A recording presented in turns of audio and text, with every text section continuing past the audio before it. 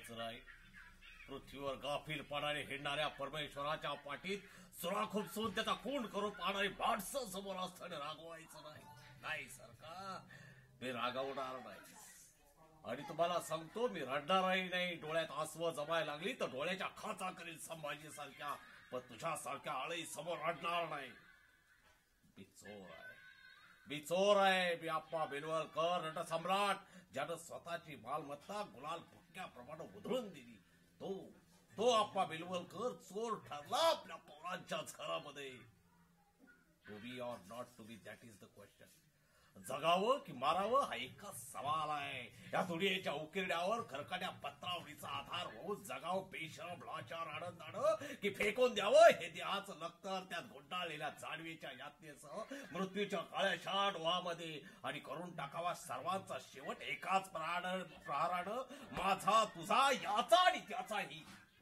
मृत्यूच्या महासर्पानं जीवनाला असा डंख मारावा की नंतर येणाऱ्या निद्रेला नसावा जागृतीचा किनारा कधी. पण त्या निद्रेलाही पुन्हा स्वप्न पडू लागली तर इथंच मेक आहे. नव्या स्वप्नांच्या अनोळखी प्रदेशात प्रवेश करण्याचा धीर होत नाही, म्हणून आम्ही सहन करतो हे जुनं जागेपण, सहन करतो प्रेताच्या निर्जीवपणानं अभिमानावर होणारे बलात्कार, अस्तित्वाच्या गाभाऱ्यात असलेल्या सत्वाची विटंबना, आणि अखेर करुणेचा कटोरा घेऊन उभे राहतो खालच्या मारेनं आमच्या मारेकरांच्या दाराशी. अरे विधात्या, काय इतका कठोर झालास? अरे आम्ही ज्यांना जन्म दिला ते आम्हाला विसरतात, आणि ज्यानं आम्हाला जन्म दिला तोही आम्हाला विसरतो.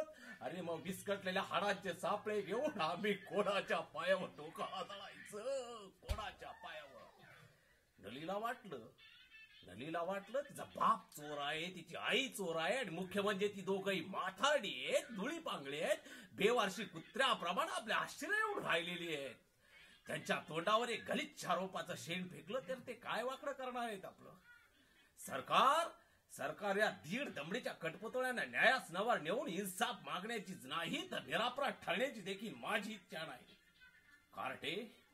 कार्टे मराठी रंगभूमीचा सार्वभौम राजा, नटसम्राट गणपतराव बेलवलकर, गणपतराव जोशांचा पटशिष्य, खाडीलकर, गडकऱ्यांसारख्या देवतांनी ज्याच्या पाठीवरून हात फिरवला असा कलावंत, त्याची तू विटंबना करतेस? तो तुझा बाप झालाय म्हणून, त्याच्याजवळ पैसे नाहीयेत म्हणून, म्हातारपणानं तो असहाय्य झालाय म्हणून.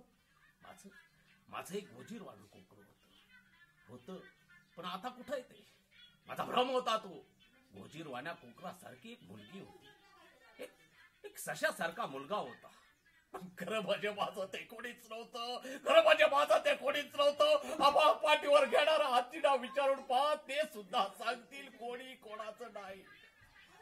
आतळात भटकणारा एखादा आत्मा वासनेच्या जिरानं पृथ्वीवरच्या मातीत उतरतो आणि